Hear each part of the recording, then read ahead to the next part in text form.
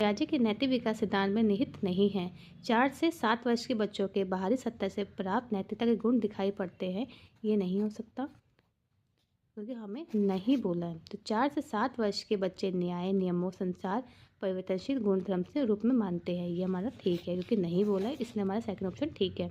पूर्व प्राथमिक स्तर पर बच्चे को खोज की अनुमति देने से उसे संतोष मिलता है, वे व्यवस्थित हो जाते हैं। जब उन्हें हतोत्साहित किया जाता है तो वो अभिप्रेरणा के कारण करते हैं। क्या होता है, उनको लगता है कि उनकी उपेक्षा कम की जा रही है, क्योंकि हम बच्चों को हतोत्साहित करेंगे तो बच्चा एक तरह की अपनी उपेक्षा को कम समझता है।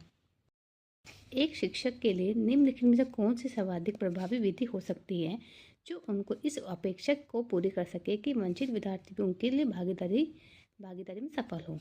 उनकी सफलता के लिए उनके अंदर की क्षमता के प्रति विश्वास भावना को अभिव्यक्त करना है। पहला ये ऑप्शन ठीक है क्योंकि उनकी जो सफलता है, उनके अंदर की अगर क्षमता निकालेंगे, उनका विश्वास निकालेंगे तो उससे बच्चा क्या हो, अभिव्यक्त होगा, बच्चा जल्दी से जल्दी सीखेगा, बच्चा खुद करके किसी कार्य को सीखता है।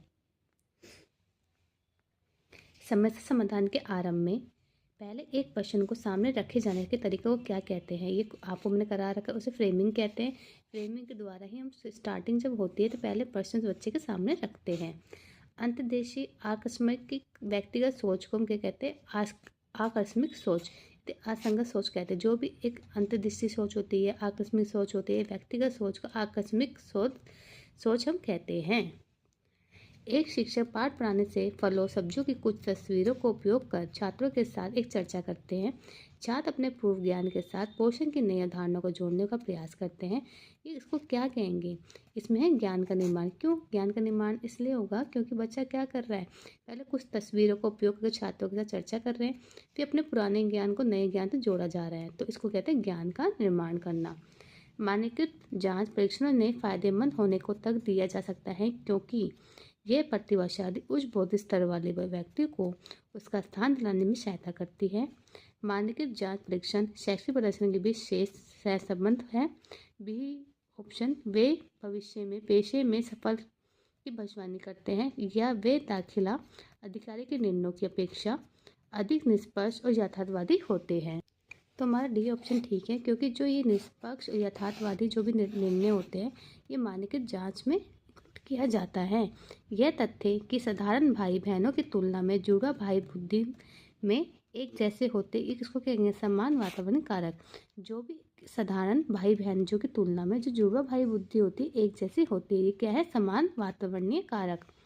अंतर्भूत अभिप्रेरणा घटित होती है जब किसी के व्यवहार को प्रत्यक्ष बाह्य पुरस्कार ना हो, क्योंकि अंतर्भूत अभिप्रेरणा क्या होती है, जो बच्चा आंतरिक रूप से अभिप्रेरित हो, उसको किसी पुरस्कार की आवश्यकता ना हो, ना उसको कोई दंड का भय हो, तो उससे कहते हैं अंतर्भूत अभिप्रेरणा। जैसे किसी की व्यवहार के लिए प्रत्यक्ष बाह्य पुरस्कार ना हो। बालक के समाजीकरण का उद्देश्य क्या होता है, एक समाजीकरण समूह के प्रतिमानों को विकसित करना। आपका ए ऑप्शन ही ठीक है। पाठ्य संगामी क्रिया जो होती है वो क्यों कराई जाती है, इसका मेन उद्देश्य होता है बच्चे का सर्वांगीण विकास करना, बच्चे का ऑलराउंड डेवलपमेंट करना, बच्चे का शारीरिक मानसिक सारे विकास करना, तो शिक्षार्थियों के विकास को संवर्धित करना।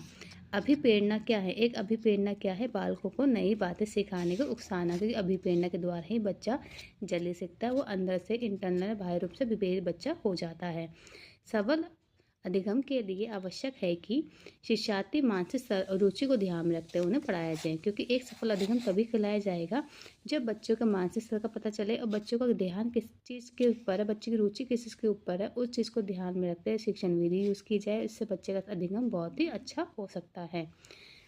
आप यदि किसी ऐसे विद्यालय में पढ़ा रहे हैं जहाँ विद्यार्थी आदिवासी हैं, तो आप ऐसे शिक्षार्थियों को अनुशासन में रखने के लिए क्या उपाय करेंगे, तो हम क्या कर सकते हैं, उनकी पाठ्य चर्चा को इस प्रकार सुसंगत करेंगे कि वह उनकी आवश्यकता की पूर्ति में सहायक हो। ऐसा करने से अनुशासनहीनता की समस्या स्वयं ही समाप्त हो जाएगी। निम्न में से कौन सा प्रतिभाशाली बच्चे का लक्षण नहीं है। प्रतिभाशाली बालक कौन से होते हैं, टर्मन के अकॉर्डिंग जिनकी बुद्धि लब्धि 140 से ऊपर होती है, अमूर्त रूप से सोच विचार करने की योग्यता होती है, नवीन परिवेश और स्वयं को समायोजित करने की योग्यता होती है, प्रभावपूर्ण और उचित संप्रेषण करने की योग्यता होती है, ठीक है, लंबे निबंधों को जल्दी रटने की योग्यता नहीं होती। डी ऑप्शन हमारा सही है।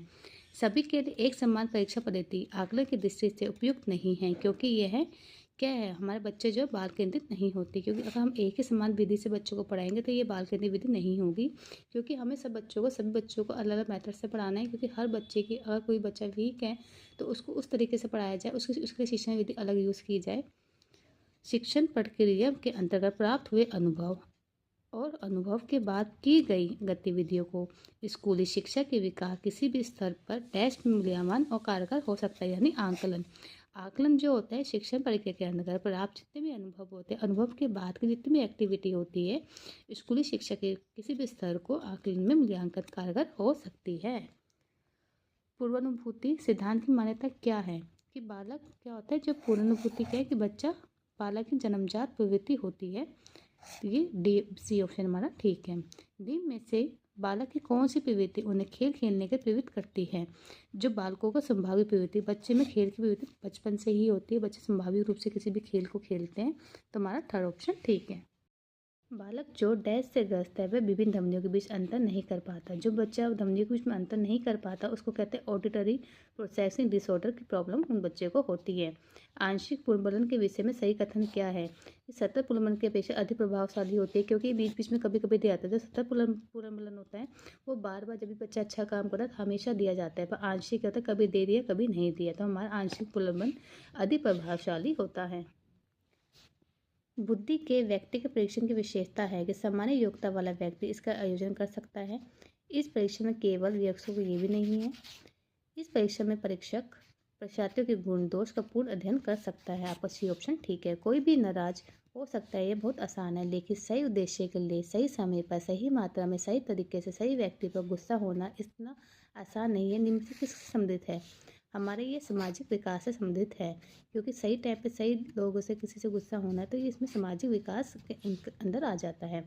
जब बालक किसी कार्य को अपनी स्वयं की इच्छा से करता है तो तथा उस कार्य को करने के लिए संतोष की अनुभूति होती है। जो भी बच्चा अपनी आंतरिक इच्छा से किसी कार्य को करता है तो वो आंतरिक रूप से विप्रेरित होता है। निबंधात्मक जो निबंधात्मक परीक्षण होते हैं स्वादिक प्रचलित उपलब्धि परीक्षण है, किंतु फिर भी इसमें मुख्य दोष है। इसमें क्या है, विश्वसनीयता का अभाव होता है, क्योंकि उसमें हम विश्वास नहीं कर सकते, क्योंकि जो निबंध होते हैं उसमें हम किसी बच्चे को कम किसी को ज़्यादा मार्क्स दे सकते हैं। व्यक्तिगत भिन्नता का क्षेत्र नहीं है, क्या नहीं है? आर्थिक, क्योंकि शारीरिक मानसिक संवेगात्मक सामाजिक ये सभी क्या व्यक्ति भिन्नता का क्षेत्र हो सकता है, पर आर्थिक रूप से व्यक्तिगत भिन्नता का क्षेत्र नहीं माना जाता। बाल्यावस्था की प्रमुख विशेषता नहीं है, पर बच्चा अंतर्मुखी व्यक्तित्व, बच्चा अंतर्मुखी नहीं होता बाल्यावस्था में। इसमें है प्रबल जिज्ञासा प्रवृत्ति होती है, संचय की प्रवृत्ति होती है, अनुकूल की प्रवृत्ति होती है, पर बाल्यावस्था में बच्चा अंतर्मुखी नहीं होता। किसी 6 वर्ष की मानसिक आयु में बालक की बुद्धि लब्धि 150 हो तो वास्तविक आयु क्या होगी? तो हमारा फॉर्मूला होता है MA = CA × 100 और IQ कितना है? 150। मानसिक आयु है हमारी 6 ईयर, करंट आयु में नहीं पता, तो यहाँ तो 25 आ जाएगा। 25 से काटेंगे 4, हमारा 4 आंसर ठीक है। निम्न में से कौन सा वाक्य असत्य है? लिंग भेद का बुद्धि पर प्रभाव पड़ता है। लिंग भेद का हमारी बुद्धि पर प्रभाव नहीं पड़ता, ये ए ऑप्शन हमारा असत्य हो गया। बालक जो डैश से ग्रस्त है वह विभिन्न ध्वनियों के बीच अंतर महसूस करने पर समस्या महसूस करते हैं। जो ऑडिटरी प्रोसेसिंग डिसऑर्डर होता है इसमें बच्चा क्या करता है, ध्वनियों के बीच अंतर नहीं कर पाता। ए ऑप्शन हमारा